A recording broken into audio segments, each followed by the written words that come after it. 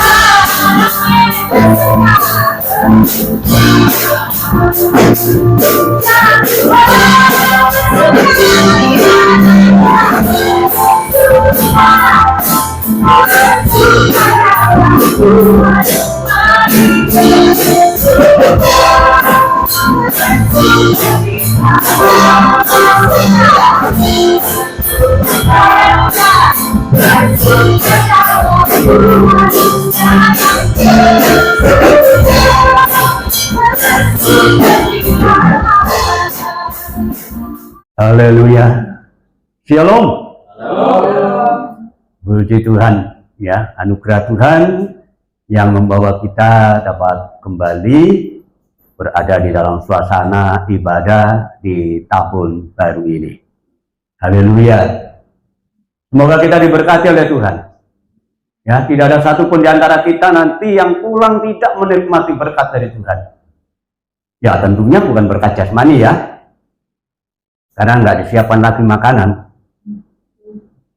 Tapi paling tidak berkat rohani yang kita nikmati pada hari ini. Amin. Haleluya. Nah, saudara, dalam kesempatan hari ini saya ingin menyampaikan firman Allah dengan satu pokok bahasan.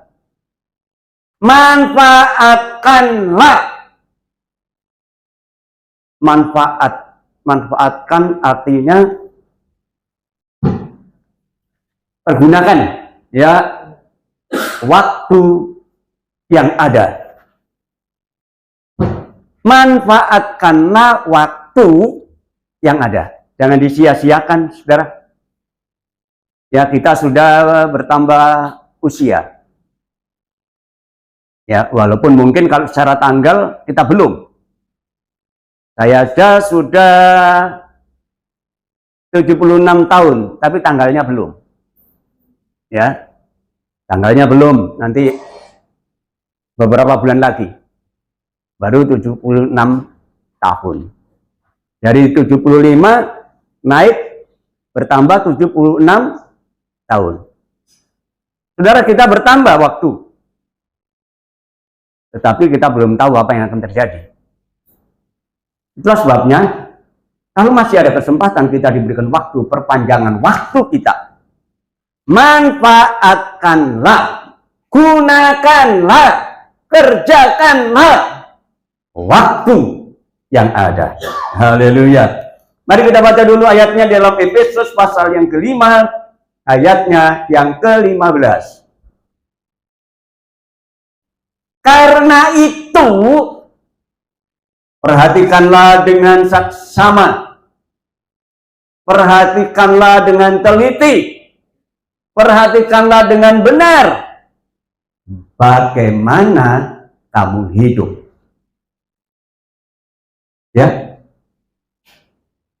jangan seperti orang bebal, jangan seperti orang bodoh yang nggak ngerti, tetapi seperti orang yang arif.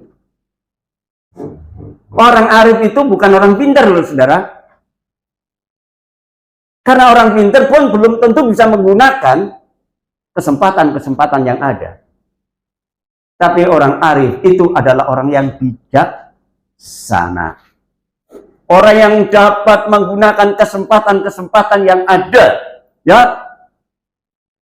Jadi pergunakanlah waktu yang ada, pertimbangkan hidup ini. Kita memasuki tahun baru. Sekali lagi, kita belum tahu apa yang terjadi. Bukan kita saja, orang percaya saja yang masuk tahun baru. Yang nggak percaya Tuhan pun, mereka juga menikmati suasana baru. Kenyataannya saja waktu tutup tahun banyak bunga-bunga api ya, kembang api itu bertebaran. Bukan hanya orang Kristen yang menyambutnya, orang di luar Tuhan pun menyambut tahun baru. Ya, ya, haleluya. Tapi masalahnya, kedepannya kita belum tahu apa yang terjadi. Besok saja kita belum tahu apa yang terjadi. Ya, banyak orang yang tidak memiliki kepastian di dalam hidup ini. Ya, ya apa ya? Tahun ngarep kira-kira gimana ya? Nah, banyak orang belum tahu. Memang mungkin datang tak tahu. Hanya Tuhan yang tahu masa depan kita. Kita tidak tahu apa yang terjadi. Malah mungkin ada yang cuek, masa bodoh. Ya, terserahlah. Tapi kita tidak boleh seperti itu, saudara. Firman Allah mengatakan tadi, pergunakanlah waktu yang ada sebetulnya. Karena itu perhatikanlah dengan seksama. Bagaimana kamu hidup. Itu berarti kita punya perhatian di masa depan ini. Ya. Nah, saudara, sebagai orang yang percaya, kita harus memiliki yang namanya kepastian hidup. Ya. Dan kepastian hidup ini oleh karena firman Allah. Ya. Jangan menjadi orang bebal. Jangan menjadi orang apa bebal, gablek. Ya. Orang bebal itu dikasih tahu nggak mau, saudara. Orang bebal. Firman Allah katakan jangan jadi orang bebal, tapi jadilah orang yang arif, yang bijaksana, yang bisa menggunakan waktu, bisa menggunakan kesempatan, tidak melakukan satu tindakan tanpa dipikir lebih dulu. Ya, kalau tidak, wow, kerugian terjadi, saudara ya. Nah, kita baca di dalam Matius pasal yang ke-7 ayat 24 sampai yang ke-27. Dikatakan di sana, setiap orang yang mendengar perkataanku ini, mendengarkan firmanku,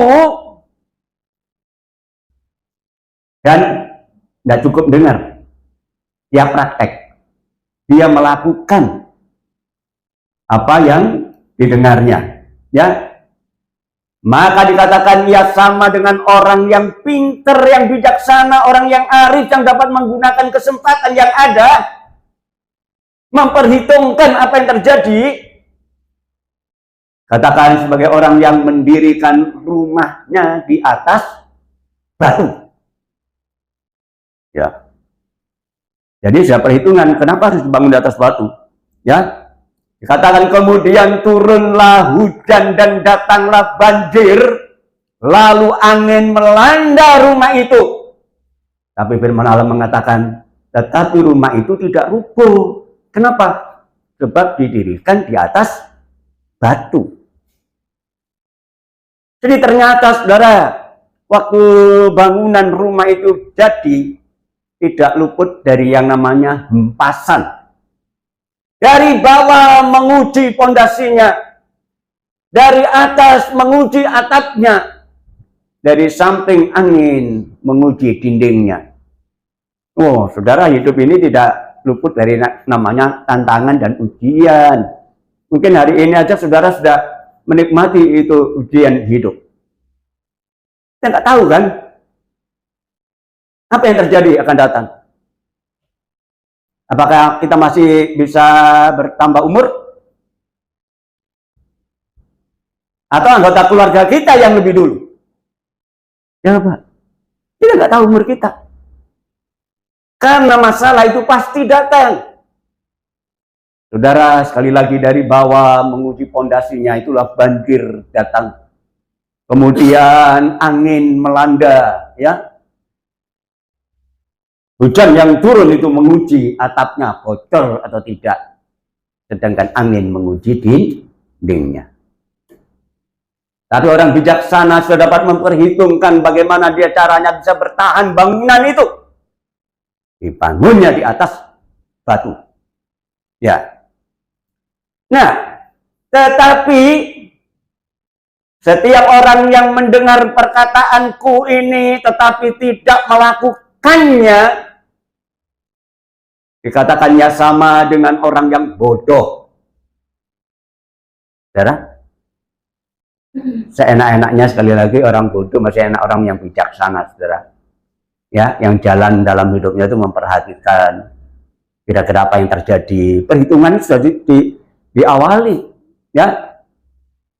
Ya sama seperti orang bodoh yang mendirikan rumahnya di atas pasir. Dan kemudian turunlah hujan. Sama masalahnya. Turun hujan dari atas menguji atapnya. Kemudian datanglah banjir dari bawah menguji pondasinya. Dan kemudian angin menguji dindingnya. Dan apa yang terjadi? Rubuhlah rumah itu. Dan hebat kerusakannya.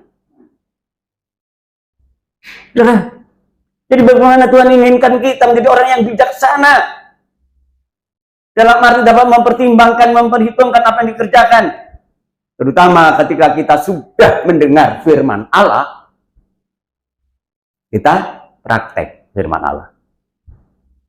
Jadi saudara, kita datang di tempat ini untuk mendengar firman Allah, itu bukan hanya sekedar mendengar, bukan sekedar hanya kewajiban kita sebagai orang Kristen yang harus beribadah tiap hari Minggu. Bukan itu, saudara.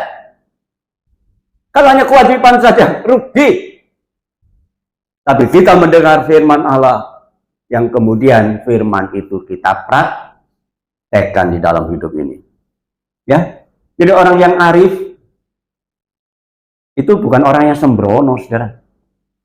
Ya, bukan orang yang sembrono, tapi orang yang sangat berhati-hati. Karena kita tidak bisa berharap apa yang terjadi untuk hari besok. Ya, apakah kita masih bisa menikmatinya? Haleluya. Nah, Amsal 27 ayat 1 dikatakan di sana, janganlah memuji diri karena esok hari. Karena engkau tidak tahu apa yang terjadi hari itu. Seringkali orang banggakan, oh puji Tuhan, tambah umur, masuk lagi tambah usia, bangga. Apalagi dengan keberadaan kita yang tidak pernah mengalami kondisi yang turun. Maka kita tetap, oh berapi-api. Dengan satu keyakinan, oh begitu saya nanti, saya begitu, saya begini. Tunggu dulu. Ya, jangan berharap seperti itu. Yakobus pasal 4 ayat 13 sampai 14. Jadi sekarang, ini firman Allah anjurkan.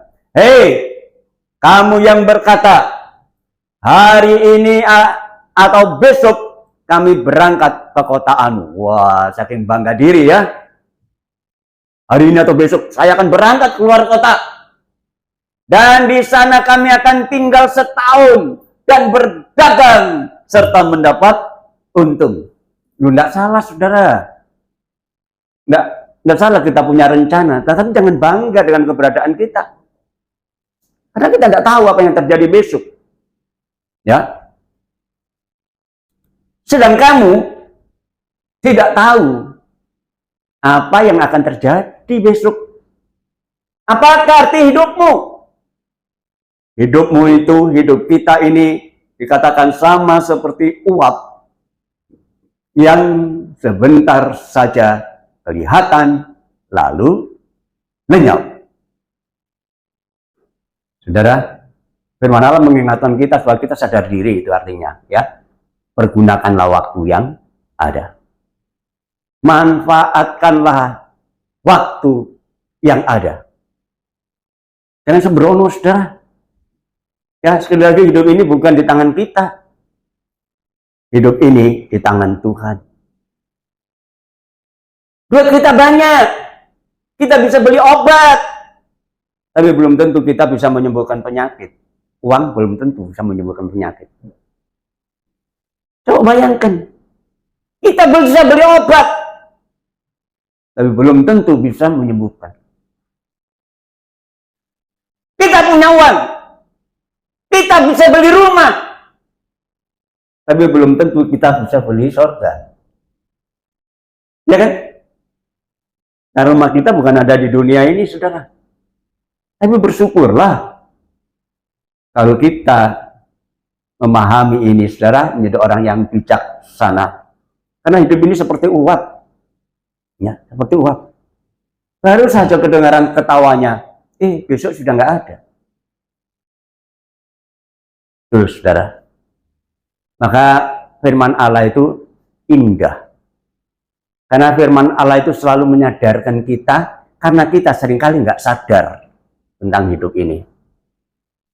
Pergunakanlah waktu yang ada. Jangan sembrono. Kita masuk tahun 2025. Kali lagi kita belum tahu apa yang terjadi besok. Tapi kalau kita mengerti firman Allah yang dikatakan tadi, barang siapa yang mendengar perkataanku dan kemudian melakukannya, masalah bisa terjadi. Maka dia tidak akan roboh karena rumahnya dibangun di atas batu. Saudara, sekali lagi hidup kita nggak bisa bertahan lama loh. Nggak sampai 100 tahun. Kalau bisa 100 lebih, aduh sudah dengkek, saudara.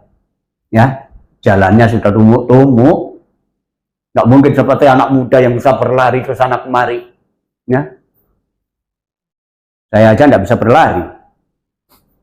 Ya, kepingin jalan berlari, tapi begitu jalan aja sakit semua sih kaki ini karena bekas operasi. Ya, jadi saudara, sekali lagi jangan sembrono di dalam hidup ini ya, karena kita tidak tahu apa yang terjadi hari esok. Hanya orang yang bijak, orang yang arif, yang dapat mempergunakan waktu yang ada. Ini kuncinya. Hanya orang yang arif, perhitungan. Ya, mau berbuat apa saja, nggak masalah, saudara. Seperti tadi dikatakan, aku besok mau keluar kota, mau berdagang, nggak salah.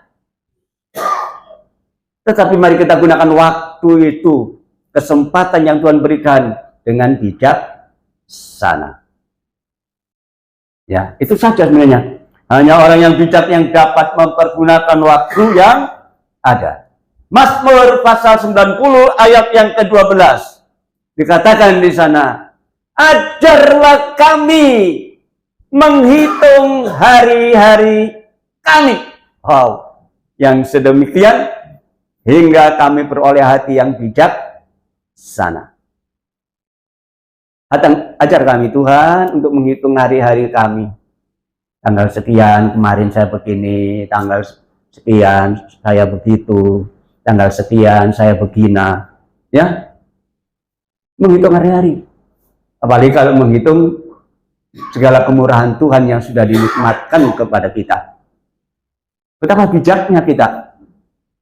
Ya, kita selalu menghitung hari-hari yang sudah kita lalui dalam arti, saudara, untuk bertindak bijaksana ke depannya. Ya. Haleluya, ini satu hal yang sangat luar biasa, ya. Nah, masalahnya, mengapa harus menggunakan waktu yang ada? Mengapa harus kita pergunakan nanti waktu yang sudah akan kita lewati? Sekali lagi waspada, hati-hati, pergunakan waktu yang ada. Kenapa? Karena di dalam Efesus pasal yang kelima ayat 16 dikatakan di sana, dan pergunakanlah waktu yang ada, karena hari-hari ini adalah jahat. Saudara, jangan dipikir ya dunia ini menyamankan. Enggak. Berapa banyak orang yang berkeluh kesah. Bersyukurlah saudara, kalau kita sebagai orang percaya dipelihara oleh Tuhan, tidak ada keluh kesah, tidak ada sambat dalam kehidupan kita. Yang ada hanya mengucap syukur. Karena firman Allah mengatakan mengucap syukurlah di dalam segala hal. Senang mengucap syukur, waktu dalam masalah tetap mengucap syukur. Ya gampang loh jadi orang Kristen, tapi kita tetap mengucap syukur, itu saja. Ada duit mengucap syukur, nggak ada duit syukur kamu. Bukan begitu saudara ya, tetap mengucap syukur. Itulah orang yang percaya kepada Tuhan. Pergunakanlah waktu yang ada karena hari-hari ini adalah jahat, ya. Nah, kenapa saudara harus kita pergunakan waktu? Karena kita selalu dikelilingi, ya, oleh apapun yang kita tidak pasti, ya. Ada musuh sebenarnya, ya, yang selalu hati-hati ya. Namanya musuh itu tidak berusaha menyenangkan hati kita. Tapi musuh itu selalu menyengsarakan kita. Kenapa tadi dikatakan hari-hari ini adalah jahat? Ternyata hidup manusia ini saudaraku, ditandai, diperhadapkan dengan musuh-musuh kita. Yaitu yang pertama musuh itu iblis. Iblis, saudara pernah lihat iblis? Siapa yang pernah lihat iblis? Tapi iblis itu ada. Ini musuh kita yang pertama. Dan yang kedua, dunia ini. Itu musuh kita, saudara. Memang kita bisa tidur nyenyak, ya. Artinya bisa menikmati kasur yang empuk, ya kan? Tapi kadang-kadang kita gelisah waktu tidur. Jadi saudara, dunia, walaupun kita bisa memiliki rumah yang mewah, tapi belum tentu di rumah tangga kita aman. Loh, ayo, kalau orang Kristen mesti aman ya? Belum tentu. Ayo, pendino bengkerengan, ya kan? Sampai saya lihat di WA itu ada seorang bapak sambat, ya, dia menyanyi dengan sambat, aduh sorone, ya, karena gajinya saat bulan cuma 3 juta. Pendino cuma dikai supermi. Harus yang wedok mangan supermi terus, waduh. Jadi sampai sing lemper sampai lemes ngono. Ya, pendino dikai supermi ya mana. Terus ngono ditakoni balik sing wedok jawabnya. Oh, langsung dibentak harus wedok. Nah. Padahal gaji 3 juta kan lumayan, saudara ya. Saudara ada yang gajinya 3 juta? Saya aja enggak punya gaji. Benar. Ya, enggak punya gaji saya. Paling yang kita nikmati itu hasil persembahan saudara. Dipangan sedino entek. Benar, saudara. Tapi saya tetap menikmati pemeliharaan Tuhan itu saja. Jadi di dunia ini benar tidak aman. Dunia ini merupakan musuh kita, saudara. Ya. Dan yang ketiga adalah daging. Hawa nafsu. Ini musuh kita. Ya, dunia ini jahat. Pergunakanlah waktu yang ada karena hari-hari ini adalah hari yang jahat. Kenapa? Karena kita tanpa disadari kita diperhadapkan dengan musuh-musuh kita. Yang pertama iblis, yang kedua dunia, dan yang ketiga daging. Hawa nafsu. Mari kita perhatikan yang pertama. Iblis. Sekali lagi saya tanya, saudara pernah lihat iblis? Pernah. Hah? Pernah. Pernah? Kayak apa? Di YouTube. Di YouTube? Iya. Bagus. Saya Pak, sama dengan ini gambaran ini. Iya, seperti itu. Ilustrasi ini. Tapi iblisnya sebenarnya tidak begitu. Saya juga tidak tahu sampai hari ini. Tapi iblis itu ada. Ya, ini yang pertama musuh kita adalah iblis. Efesus pasal yang ke-6 ayat 10 sampai yang ke-13 dikatakan di sana. Akhirnya, saudara-saudara, hendaklah kamu kuat di dalam Tuhan, di dalam kekuatan kuasanya. Kita tidak menggunakan kekuatan fisik kita, tidak akan bisa mengalahkan setan. Dari kekuatan Allah, ya. Yakobus pasal 4 ayat yang ke-13. kenakanlah, pakailah seluruh perlengkapan senjata Allah supaya kamu dapat bertahan melawan tipu muslihat iblis. Hati, saudara. Setan itu tidak datang dengan kekerasan, ya, tapi dia datang dengan tipu muslihat. Tipu muslihat itu lebih jahat, ya. Coba kalau saudara tiba-tiba sama orang jahat dihadang gitu, saudara bisa melawan, saya bisa lari. Tapi coba kalau setan itu, ya, penjahat itu datang dengan lemah lembut, tanpa sadari kita jatuh terjerumus. Iblis itu penuh dengan tipu muslihat, bujuk rayu. Makanya jangan kita mengandalkan kekuatan kita sendiri. Pakailah seluruh perlengkapan senjata Allah supaya kamu dapat bertahan. Itu yang penting. Melawan tipu muslihat iblis. Nah, karena perjuangan kita itu bukanlah melawan darah dan daging. Bukan melawan manusia. Makanya tidak usah gegeran, saudara. Berdamailah satu dengan yang lain. Berdamailah suami istri. Berdamailah sanak saudara. Karena itu bukan musuh kita sebenarnya. Ya, perjuangan kita bukanlah melawan darah dan daging, tetapi melawan pemerintah-pemerintah, melawan penguasa-penguasa. Bukan maksudnya pemerintah di dunia ini, bukan ya. Bukan. Melawan penghulu-penghulu dunia yang gelap ini. Melawan roh-roh jahat di udara. Ini saudara. Jadi bukan berarti kita nggak tunduk pada aturan pemerintah, di mana kita tinggal, di negara mana kita ada. Bukan itu maksudnya. Tetapi yang kita lawan, yang menjadi musuh kita, adalah pemerintah kerajaan angkasa. Itulah si iblis, si jahat. Siapa yang bisa melawan? Ya, nggak bisa, saudara. Nah, sebab itu ambillah seluruh perlengkapan senjata Allah supaya kamu dapat mengadakan perlawanan. Ini yang penting. Pada hari yang jahat itu, telah mengadakan perlawanan, dikatakan, dan kamu tetap berdiri. Artinya, tidak menang sesudah kamu menyelesaikan segala sesuatu. Ini yang Tuhan inginkan.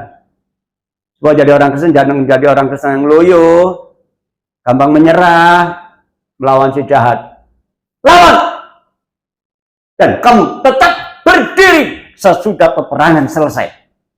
Artinya kalau sudah selesai, tetap berdiri, iblis kita kalahkan.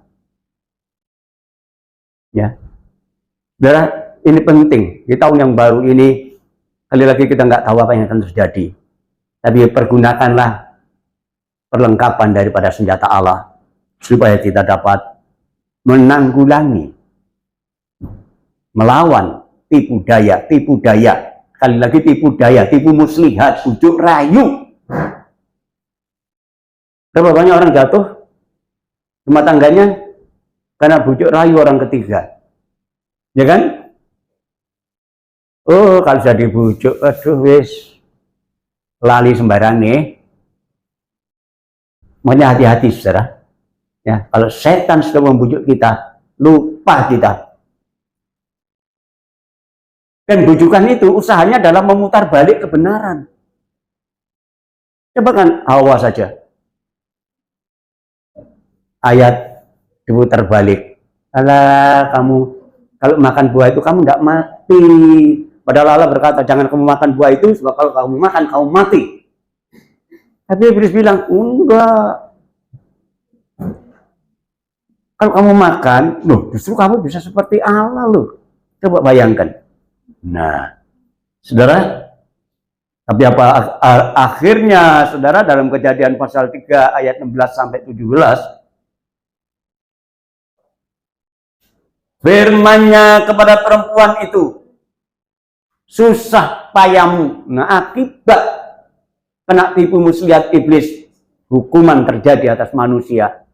Dikatakan susah payahmu waktu mengandung akan kubuat sangat banyak. Makanya kadang-kadang orang kan nggak berani ya mengandung ya. Susah loh. Ya kan? Coba kalau mengandung dan melahirkan anak, dengan kesakitan engkau akan melahirkan anakmu. Ayo. Namun engkau akan birahi kepada suamimu dan ia akan berkuasa atasmu. Maaf ya, saya tanya sama ibu-ibu, melahirkan itu enak enggak? Ayo. Aduh. Saya waktu nunggu Ira melahirkan, ya, waktu di Siloam itu, saya nunggu di luar, ada seorang yang keluar dari ruangan itu dengan hamil itu, dia kesakitan. Beringis. Ternyata dia disuruh istirahat dulu sama yang di depan itu, ya, yang di dalam. Habis diperiksa suruh keluar dulu, istirahat di luar. Dia nangis. Nah, saya duduk di luar itu ada seorang laki-laki juga, masih muda. Ini merangis semua, nangis, aduh, jalanin. Pemudanya bilang, kayak artis. Loh, gendeng Pak Iwang lanang ini. Kayak artis, langsung tak sentak sama dia. Nah, kamu gimana sih? Lihat istrimu kesakitan kok kamu bilang kayak artis. Seneng kamu? Kamu tidak pernah merasakan seperti itu kan?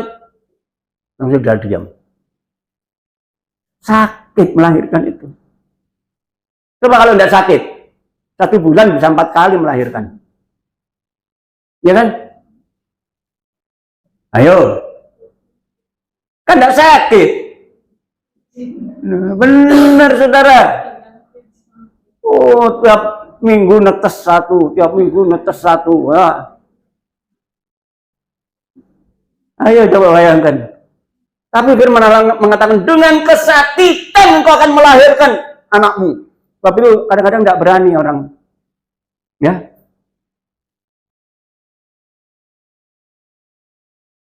Satu saat ada beberapa suami-suami nunggu istrinya melahirkan. Tiba-tiba keluar suster, selamat Pak, katanya dia pada bapak satunya nih, selamat Pak, anak bapak 2 kembar. Waduh, nggak salah karena saya kerja di apa yang 2 kelinci itu, kacang 2 kelinci ya, jadi kacang 2 kelinci, jadi saya kasih 2 puji Tuhan. Yang lain hebat ya. Nunggu lagi. Keluar lagi pada yang 1. Pak, selamat Pak. Anak bapak 3. Apa yang 3 itu? Pabrik semen 3 roda.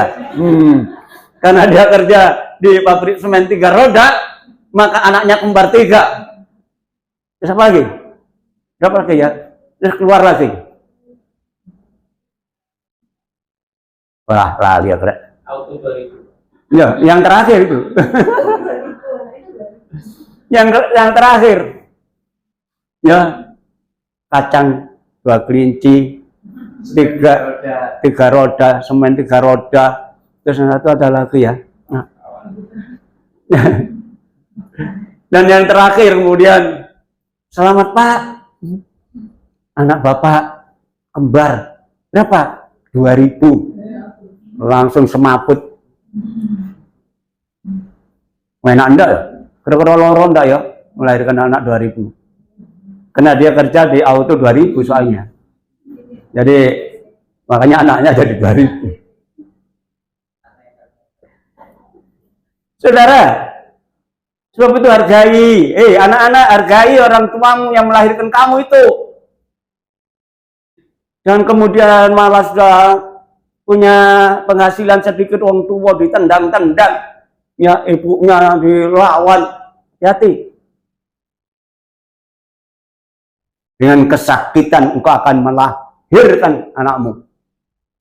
Bahkan dia akan tunduk kepada suaminya. Itu segaris ya. Istri mesti tunduk pada suami, bukan tanduk loh ya. Hei istri-istri, tanduklah suamimu. Jangan keliru. Ayat jangan diputar balik. Istri harus tunduk. Tapi ternyata firman Allah bukan hanya untuk istri itu saja. Ya. Dikatakan selanjutnya, lalu firman-Nya kepada manusia itu. Manusia itu Adam. Kalau tadi istrinya Hawa, perempuan. Ya. Karena engkau mendengar perkataan istrimu. Ya, kadang-kadang suami itu manut aja loh apa yang dikatakan istri. Istri bilang A, yo. Bilang B, yo. Loh, pertimbangkan saudara. Jangan hanya karena cinta semakin buta. Ini kalau orang cinta kan semakin buta. Mau pujuk anunya istri dituruti ayo. Ya, hati-hati. Ya. Karena engkau mendengarkan perkataan istrimu dan memakan dari buah pohon yang telah kuperintahkan kepadamu, jangan makan daripadanya. Maka terkutuklah tanah ini. Karena engkau dengan bersusah payah, engkau akan mencari rezekimu dari tanah seumur hidupmu. Sebab itu saudara, ternyata di dunia ini susah. Kerja sudah ngoyo-ngoyo sampai keringetan kayak gitu. Si soro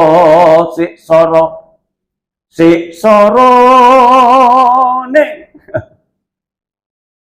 Ya, di dunia ini soro saudara.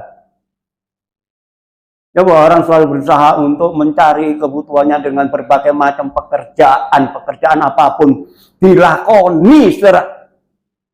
Kenapa? Ternyata di dunia ini soro. Dengan bersusah payah engkau akan makan rezekimu. Harinya berkali gak enak saudara ya. Ada yang sampai keluar kota kerja, ada yang sampai keluar negeri, ya jadi TKW. Di sana bukan malah senang, malah senep. Itu saudara akibat dosa. Dengan tipu muslihat iblis menjatuhkan manusia yang pertama, yang ujung-ujungnya kita juga menderita. Tetapi satu hal lagi, setan itu tidak hanya menggoda tipu muslihat kepada manusia. Tuhan Yesus juga pernah dicobai. Diajak naik ke atas gunung.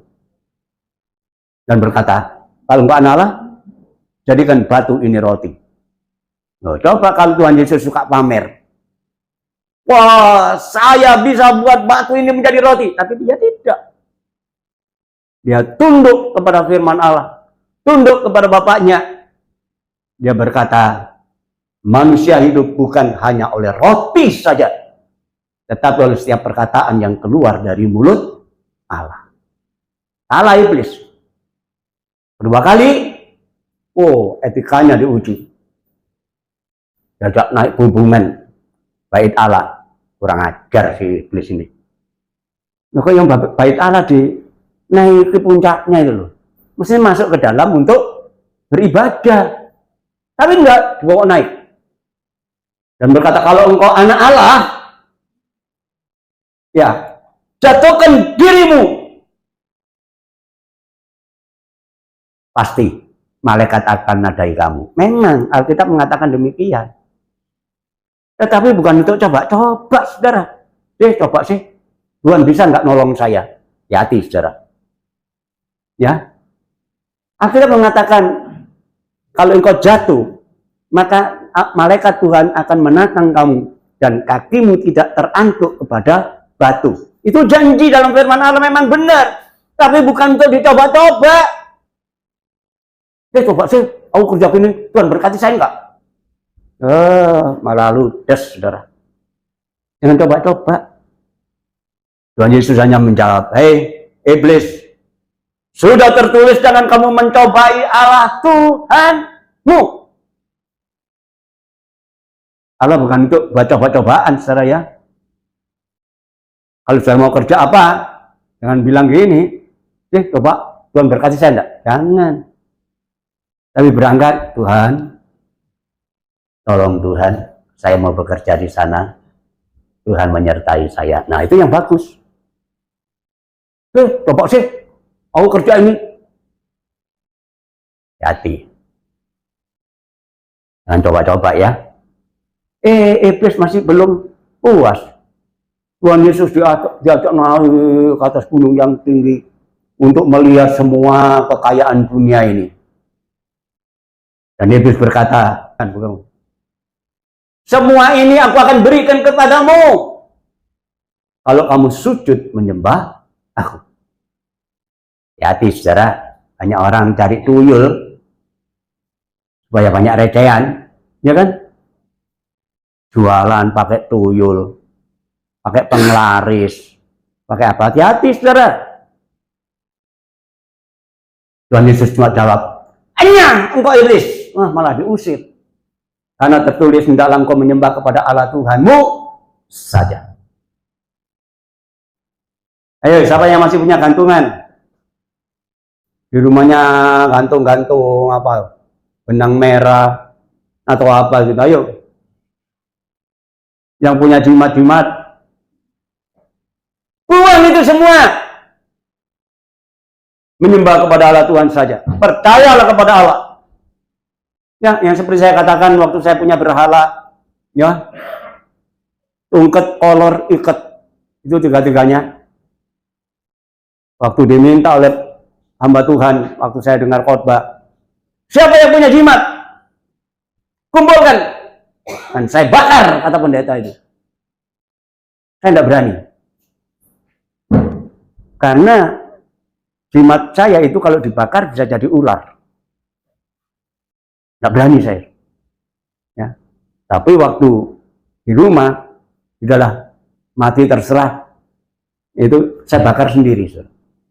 Saya berdoa, Tuhan, saya mau bakar ini, kalaupun dia jadi ular, saya mati terserah. Tapi apa yang terjadi?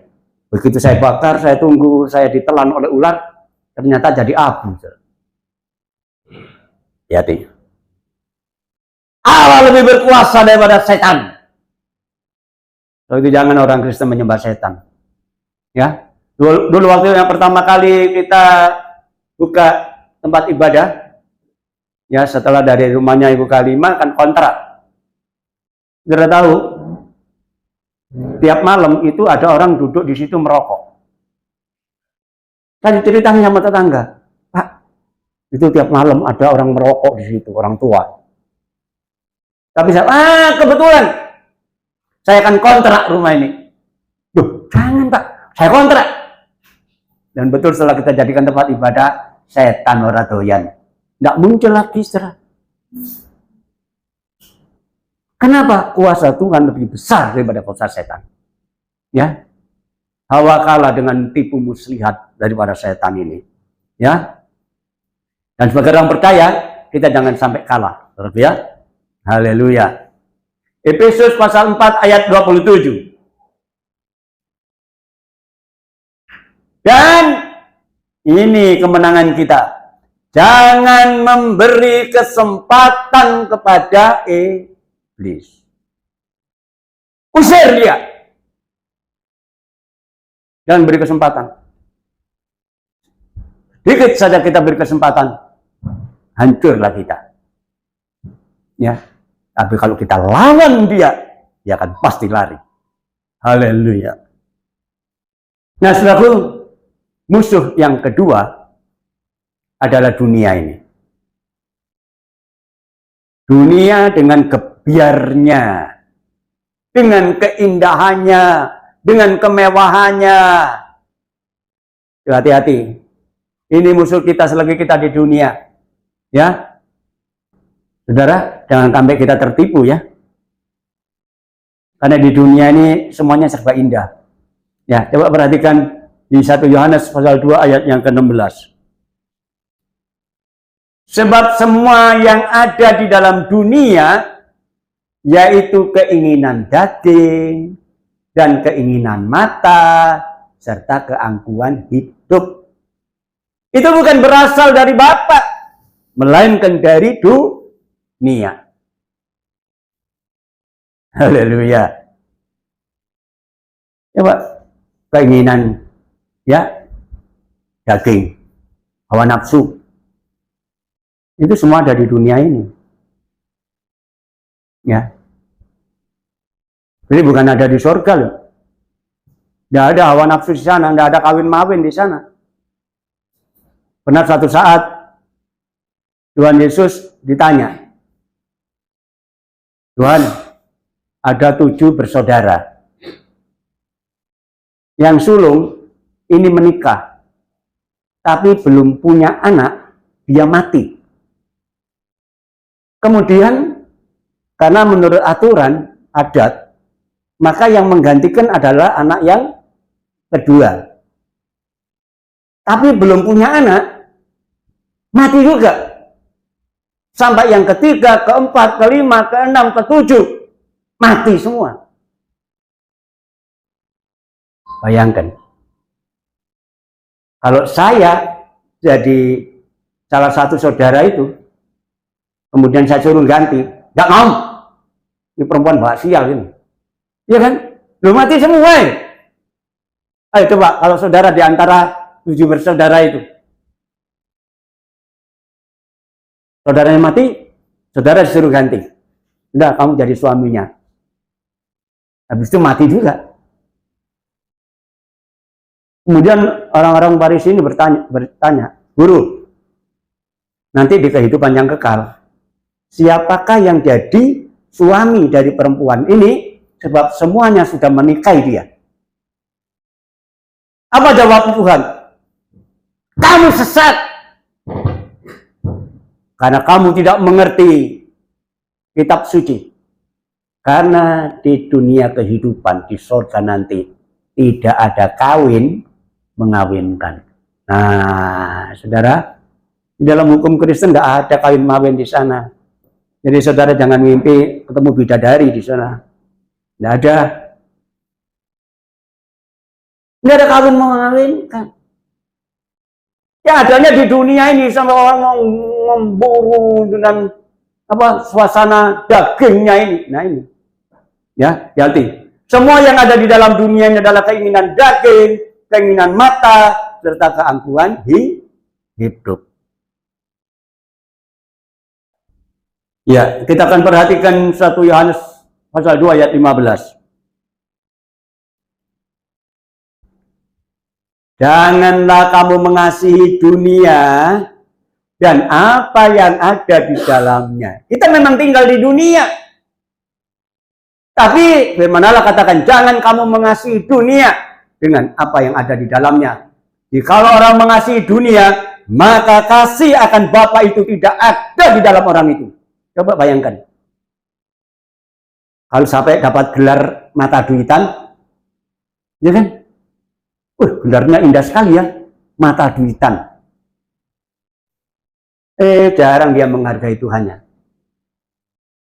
Duit. Terus yang dipikir duit. Ya, seperti saya katakan itu kereta zaman lama. Duit. Susah. Makin banyak duit. Duit. Susah. Ayo. Nah, kereta zaman baru kan enggak ya? Jos. Sudah. Brong. Langsung jos. Jalan sudah enggak pakai duit lagi. Jadi saudara, hati-hati.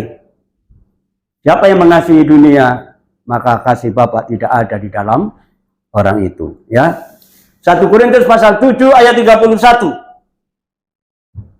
Pendeknya, orang yang mempergunakan barang-barang yang di duniawi ini seolah-olah sama sekali tidak mempergunakannya.